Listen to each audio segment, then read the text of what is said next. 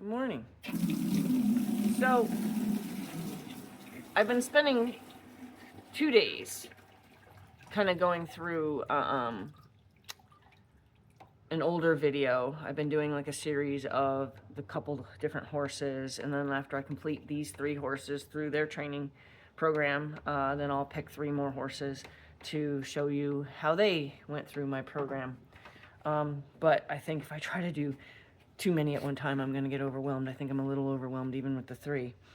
But this horse, Zoltan, was a horse that had come to us from Georgia. It was purchased sight unseen online. When we contacted the seller and asked them to show us video of the horse moving, because obviously we want to see how the horse moves. We want to make sure that, we're not getting a horse that's crippled and that kind of thing, right? We want to make sure that the horse is sound. The guy informed us that the horse had not been catchable for 3 years. And to what degree that was, I'm not sure. Like, I'd imagine that he'd seen a vet in those 3 years. I imagine he'd had his hooves done in those 3 years. But, like, to what degree you mean he's not catchable? We didn't really get clarification on that. But when he was being shipped, there was some verification and validation to that story, because the shipper had done a layover at one of their farms, and they said they had to get real creative. They had a wall that they could move, either to make the stall smaller or make the stall bigger, depending on like the kind of horse that they were laying over, I suppose, which is kind of a cool feature if that's the way their barn was set up. But anyway, they said what they had to do is they had to take the partition and literally squish the horse into a straight stall or into like a stock in order to get a lead rope back on him, not his halter, even just to clip a lead rope back on him. So with that story, we knew we were really dealing with a horse that we got to be careful not to get loose. But his story kind of goes through from the time he arrived until the time I'm riding him out in my 65-acre field. But there's many steps through how I built his confidence, how I helped him trust me as a leader. One of the things that I realized as I'm watching it is the average person is going to be bored out of their mind. Even myself, editing the video, because it was an older video, I had to do captions and also like little voiceovers and stuff to help people through what they're watching. Because, this was back in the day where I just propped my phone up somewhere or a camera up somewhere and relied on my audio being caught, And over the years, I've gone through PA systems. I've gone through like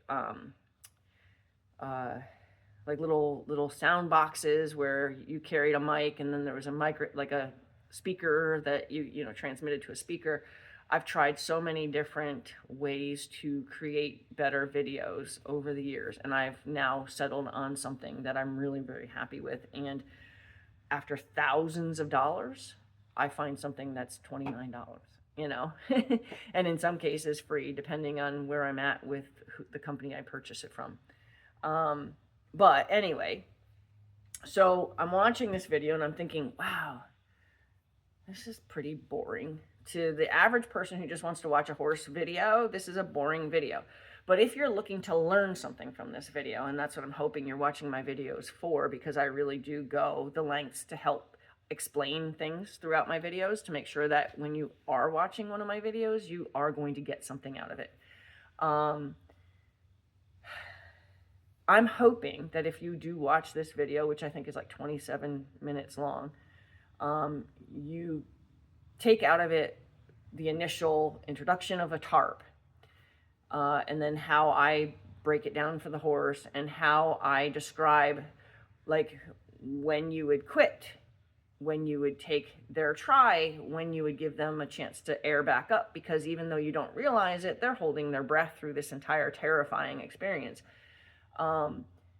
Moments where I point out that's a try, what he's doing there is a try, and what to do when that try quits, when the horse stops looking at something and takes their attention away, what to do in that moment to help the horse get refocused, and things like that, and how to evolve that lesson into the horse now going across the tarp. And then explaining that at the end, you have to continue this exercise as far as once you get them crossing the tarp. You have to continue that exercise until the horse is calmly walking across it as if they're walking across the threshold of their stall, something that doesn't scare them anymore at all. Because if you leave them in the frame of mind where they are still kind of like sprinting across it, like, okay, I got over it, right? If they're still in that frame of mind, you got to think like a prey animal would think. Let's equate the tarp as a predator, and let's just call it a mountain lion, right? And they're surviving the attack of the mountain lion. And now you've put them away, having survived the attack, not having realized it's not an attack at all, but having believed that they survived the attack because you left them in a frame of mind where they're up, their adrenaline's still pumping, and they're not over it. They're not crossing it like the threshold of their stall. They're still running over it like, ah, right? If you leave them in a frame of mind and you think, well, I got him over the tarp, he's good, right? And then the next time he sees the tarp, he's in if not the same frame of mind, worse, right? And that's because he left thinking he survived it that time. But genetically, he's designed to be afraid of mountain lions as a general rule, right? So he's afraid of that tarp as a general rule because he only believes he survived the experience. He doesn't believe the experience wasn't scary at all.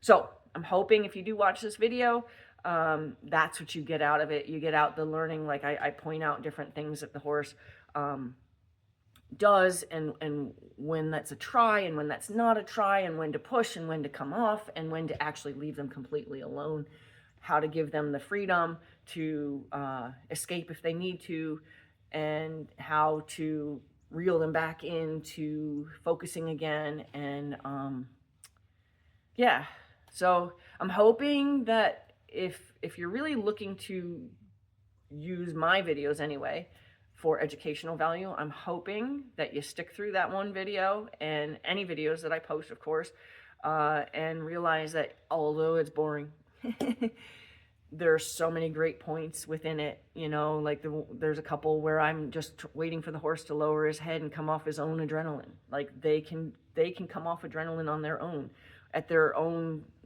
deciding. And if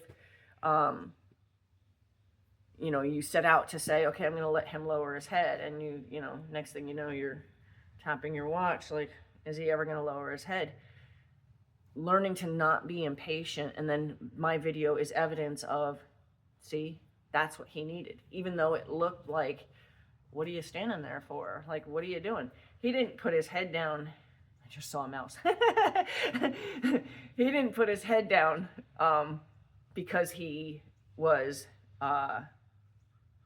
like exploring the ground, like, all right, well, I don't know what we're doing with this lady anymore, so I'm just going to look around. No, he put his head down, and it was obvious in the video that when his head went down, it was to take a breath, to come off of adrenaline, and to help him process things that are going on. So anyway, I'm hoping that the video that's soon to be uploaded is one that you will sit through and take the teaching value out of it. Have a great day.